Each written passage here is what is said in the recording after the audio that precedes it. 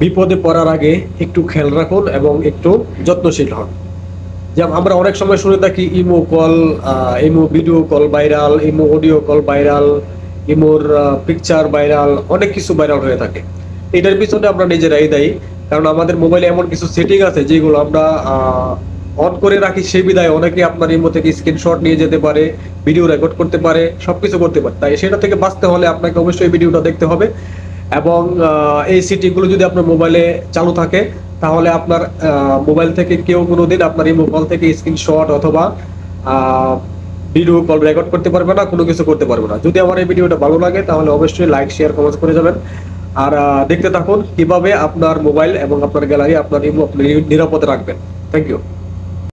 তার জন্য প্রথমে আপনি চলে যাবেন আপনার ইমো অ্যাপে, ইমো অ্যাপটা অন করে দিবেন। অন করার পরে আপনি চলে যাবেন আপনার প্রোফাইল পিকচারে একটা ট্যাপ করে দিবেন।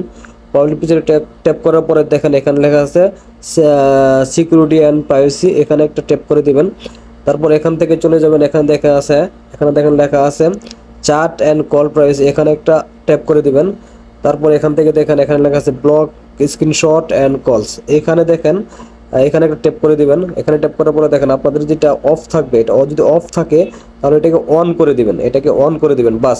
তারপর দেখেন এখানে পুরো দেখাইছে, এখান থেকে আর কেউ আপনাকে স্ক্রিনশট অথবা ভিডিও কল রেকর্ড করতে পারবেন।